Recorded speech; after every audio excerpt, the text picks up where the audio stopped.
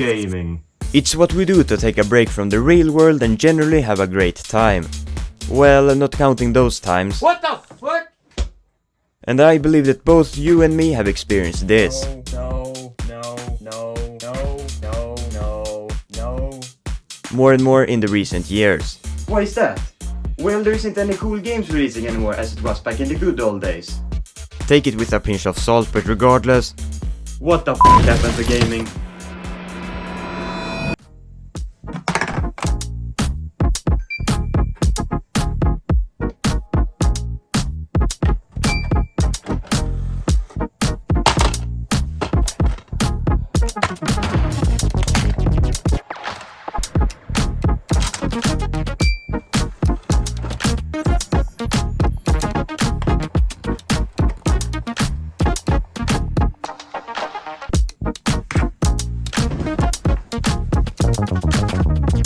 Oh yeah, Black Ops 2 baby! Lads, how long we playing this fine evening? till midnight, as long as possible. All day. Yeah. Get fucking no-scope, bitch!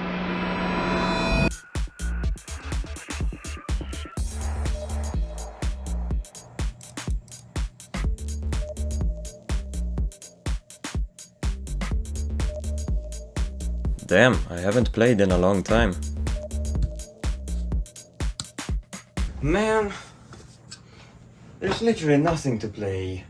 That's why we're today going to talk about peak gaming. And by the thumbnail, it doesn't require much brainpower to figure out what consoles are featured. The PS3, the Xbox 360 and the Wii. But before I start to go all in on these consoles, you'll have to keep in mind that these are the wonderful consoles that I grew up with. Which does hit me with a wave of nostalgia. Yes, I know, settle down people. But let's be honest, nostalgia means that the console provided me with a good time, and I'm confident that many of you feel the same. Alrighty fellas, kick back in your overpriced gaming chairs, grab some gamer juice and let's go through a console generation that certainly is a blast from the past. Imagine, the year is 2005. There is a new thing that just got released.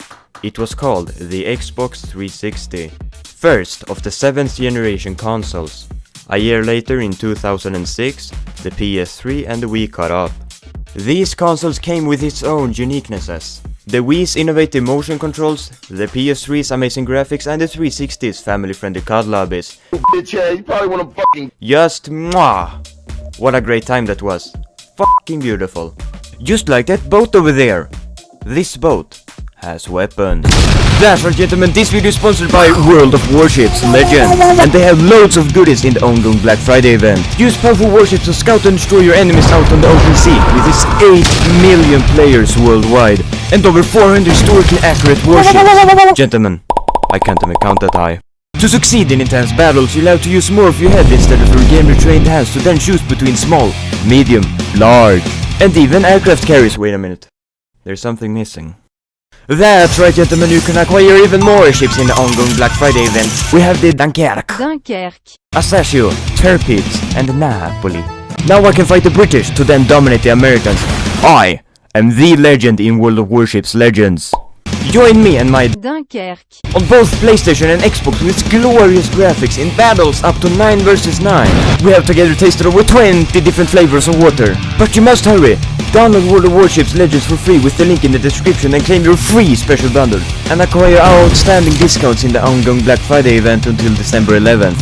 Do it now, or my Xbox 360 will suffer from the ring of death.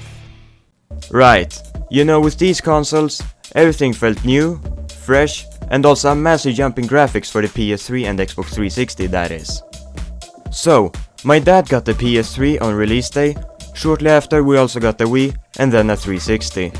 Spoiled? Arguable. At least I purchased the 360 when I was 7 with my own money. Hey Papa, can I please buy the Xbox 360? I want to play Call of Duty with my friends. Yes, my son, of course, you can buy Xbox 360 and Call of Duty. Just remember, leave the bitches in the lobby for me, okay? Okay Papa, thank Good, you very good. much. Roger that. Now go ahead and I buy will that. go pay for this Xbox 360 now so I can play Call of Duty with my friends. What an investment the 360 was. So many memories. And speaking of those precious and unforgettable moments, the PS3's release day was extremely hyped, even if I didn't attend to get one due to a boy was still developing the ability to walk back then. But my fellow father did attend to it. What's up? And, well, it looked like this. So where is all of that hype today? Well, the answer is non-existent. Sure, the PS5 and Series S and X released during COVID, but it's COVID. I did attend to GameStop for the Nintendo Switch launch back in 2017, and it was great! Got free snacks and the opportunity to explore a closed mall. Come on now, isn't that just epic? Nowadays you simply go online, click buy, to then hope that you'll get your console. Well shit, sorry, I believe I fell a bit off track there. So I've spent a lot of time with these legendary consoles, cause it's what I grew up with. I got the pure 7th gen experience to say the least. And my holy shit god, what a great game library each console has. They all bring so many memorable moments. Such as today I got Gran Turismo 5 for the PS3, I really came to appreciate cars even more than I already did. Little me always wanted to become a professional racing driver. And I mean, hey, still to this day, I wouldn't say no to that. The 360 introduced me to party chats in COD, and let's be honest, where would the world stand without them? And finally, the Wii brought me and my family as well as my friends in my old neighborhood together more often than ever before, while having tons of fun competitions in the living room. What I'm trying to say is that I never appreciated games as much as I did back on these consoles. They truly left an incredible mark on creating memorable moments. When looking back at the 360, it's the console that I believe I found the most joy in. Although despite that, it's one of the best consoles ever made. You better not argue with that. Speaking of appreciation, the 7th generation introduced quite a lot of new and cool stuff that we still have on the next generation consoles. You ever thought of those prestigious looking platinum trophies? Or perhaps reaching that 10,000 gamerscore mark? How about the convenience of digital games or the seamless integration of Netflix streaming directly from your console? That and much more has its origins from the 7th generation. Perhaps the biggest one in my opinion is proper online gaming and the operative systems that was built from the ground up. As a matter of fact, this generation saw a massive shift towards online multiplayer gaming. My mom said she finna beat the white off your bitch ass. Yeah. Services like Xbox Live Gold and PlayStation Network first became available on the 7th generation. Man, back then it was so cool to play with or against people online. I remember getting my first headset, and it's this one, for the Xbox 360. Absolutely the best gift I got that year. It really elaborated the gaming experience, and even if I was a little kid back then... And you get beat, you little bitch, and you fucking red. No, not that one. I was finally part of the real big boys club, you know. And it just was the coolest thing ever. The 360 was the way to go for online. So if you bought a 360, you cared about online. Then there was high definition gaming. Oh yeah! The 7th generation brought HD gaming to the mainstream. Consoles like the Xbox 360 and the PS3 delivered stunning, crisp, and stunning 720p. But wait! There is more! Did somebody say 1080p? Because I sure hope so. Cause gaming on 1080p was now possible for the first time, baby! And then there's the Wii. Which, you know, it's still good. It's nothing wrong with it, come on now. All jokes aside, as I mentioned in this video, the Wii was all about connecting with friends and family and generally speaking, to have a great time. It didn't need that precious graphics because people loved it anyways. Eventually Microsoft and Sony cooked up their own take on motion gaming. The Xbox Kinect and the PlayStation Move. The Move basically made the PS3 into a Wii 2.0. And the Kinect was the Wii without the controller because the controller was so beloved and they just had to snag it away from your sweaty gamer hands. I mean, both are great, but with the Kinect having some party games, even as of today, I did this.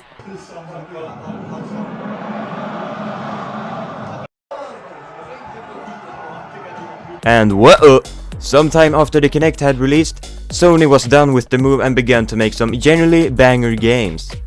Now, my fellow gentlemen, looking back at the gaming landscape of the 7th generation, we can see how it marked the introduction of digital games. I don't really care about it, but it's there for those who want it.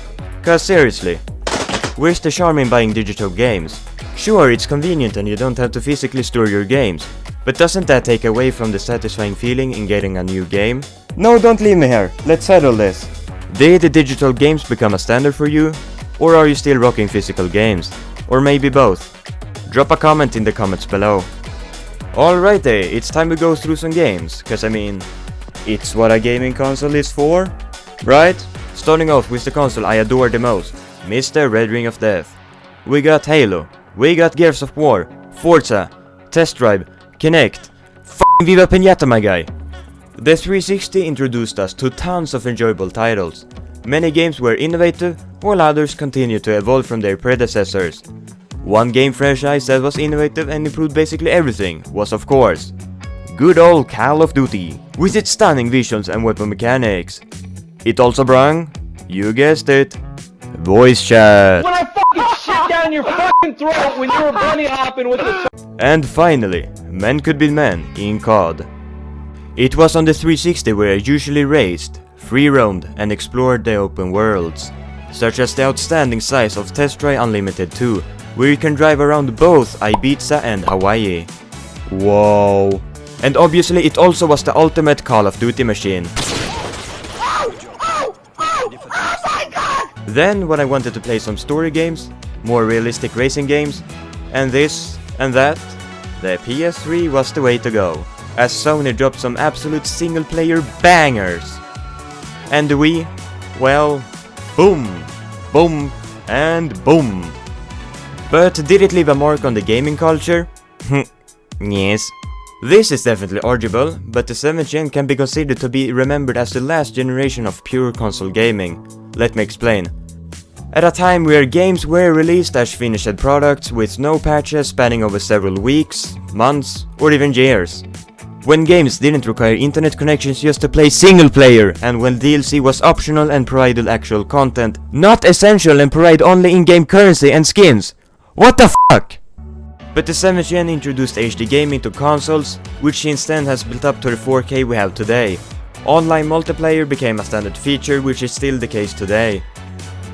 The 7th gen was a time where in-game currency was fun, fair and rewarding to earn. And it was simple. In most games you either had one or two currencies. Simple? Yes. Did it incorporate well with the game itself? Yeah!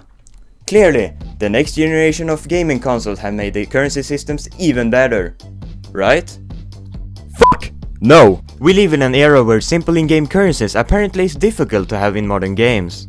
Oh, and did somebody say cards? Great, because they're here as well, which everyone hates. But wait, there's more! Introducing a truly innovating currency system which will make your jaws drop. Microtransactions, that's right. And is it only me, or did achievements feel more special back then? Now there are tons of indie games that literally requires 5 minutes of gameplay and you'll get 1000 gamer score. That's bullshit. At the start of the 7th gen, you either had to go with the expensive one with a lacking game library, or choose the one with hardware failures and the edgy Red Ring of Death. You really had to settle your burden, fellas. Or you could go with the Wii.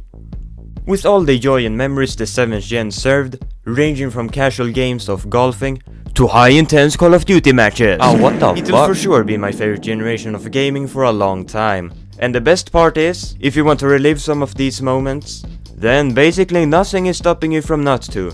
At pawn shops, garage sales, and on several online sites, you can grab any of these consoles easily for under 50 buckaroos. So get your ass up and go ahead and snag a deal of a lifetime to enjoy those precious classics and experience, in my opinion, peak gaming.